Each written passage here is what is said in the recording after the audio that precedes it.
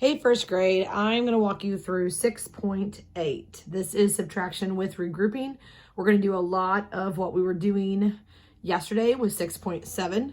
So the only thing that's different is you are looking at 10 frames. So basically they just want you to be exposed to another way of looking at numbers. So what we're going to do is we are subtracting, notice in all of them. So we are going to be taking away. I want you to look at the first two 10 frames. So we know that one filled up is 10. So we can say 10, 11, 12, 13, 14, 15, 16, 17, 18, 19.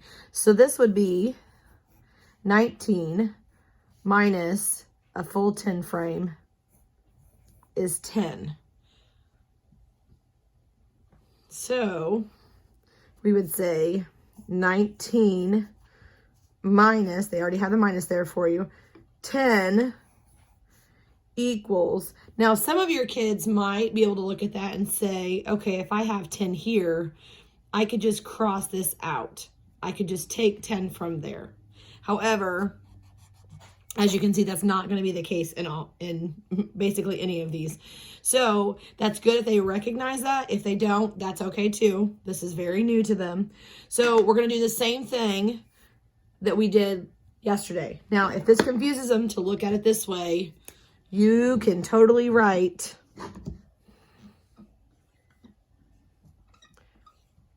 it like that. So if that is easier for them to think about, sometimes no matter how much practice they have, when they see it like this, sometimes that really confuses kids. So they're welcome to rewrite it, or you can rewrite it if that helps them. But either way, you're going to rebuild, or you're going to build that first number. So I'm going to put this up here. I'm going to pull out my 10s and 1s board. So if you don't have that already, go ahead and grab that. And grab your two groups of 10. You can pause the video if you need to. All right, I'm going to go ahead and build the first number. So in my number 19, I'm going to build 19. So I have 1 10 and 9 1s. I'm going to put my leftover one up here. Remember, when I'm building the numbers and I'm in the ones column, I want to make sure and make those separate. I'm not connecting those. So I've built the first number. That's the first thing you do, is build the first number. So I have 19 and I take away 10. Now, if your kiddo caught on yesterday how they could just take a 10 away, great. Most kids, it's going to take a few days, maybe a couple weeks for them to kind of recognize that. So we're going to work as if we're just taking 10 away. And we start at the ones column. So 1, 2, 3, 4, 5, 6, 7, 8, 9. Now, if I have 9, I can't take another away because I don't have any more. So I can put those back there. So if I need to borrow, as we used to call it, or regroup, I go next door and get 10 more and put the 10 in here. Again, I know that this seems like it's taking a little bit longer, but this really helps the kiddos understand number sense. So once you have all of those in there, you still have 19. However, it's regrouped differently. So we have 19 and we want to take away 10. So 1, 2, 3, 4, 5, 6, 7, 8, 9, 10. And also something as you're going and you're starting to take a lot away. If you notice, I have all of my things that I'm taking away. I just hold them over to the side. Now notice my one that's not part of the problem is up here, or however many blocks you have. That's really important because let's say I start counting and then somebody says something, or I get distracted, or I miscount. I can move them right back on there and know I have 19 and I can start back and subtract 10.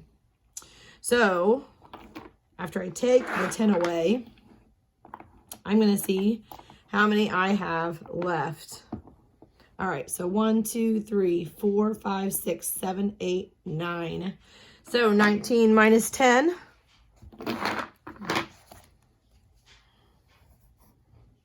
is 9. I'm going to do the same thing with the next one. I know a full 10 frame is 10. So I can say 10, 11, 12, 13, 14, 15. I write 15 down here. I'm subtracting 1, 2, 3, 4, 5, 6, 7, minus 7. The important part is sometimes kids want to write this as two separate numbers. So this number goes with whatever is before the subtraction problem. And then you have your minus the 7. So I have my 15. So go ahead and rebuild.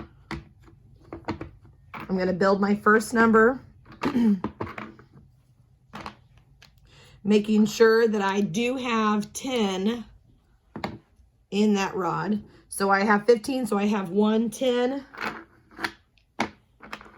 and 5 ones. I'm subtracting 7. So 1, 2, 3, 4, 5. Uh-oh, there's more on the floor, so I have to go next door and get 10 more. So I put those same ones back up there.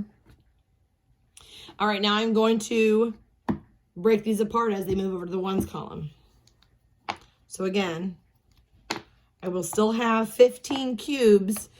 They are just regrouped differently now. Okay, so I still have 15. I'm taking my 7 away. 1, 2, 3, 4, 5, 6, 7.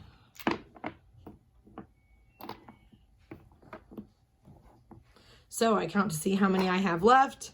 1, 2, 3, 4, 5, 6, 7, 8. So 15 minus 7 equals 8. And that is what I'm going to continue to do on this page. On the back side, they are allowing you to subtract. Now on these, they can use the 10s and 1s, or they can count back, whichever one is easiest for them.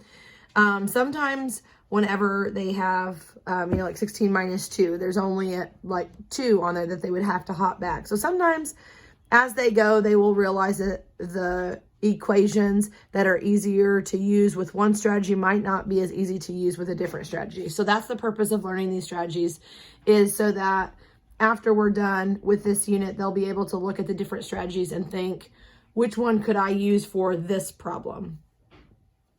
So that is 6.8. Hope you guys have a great day.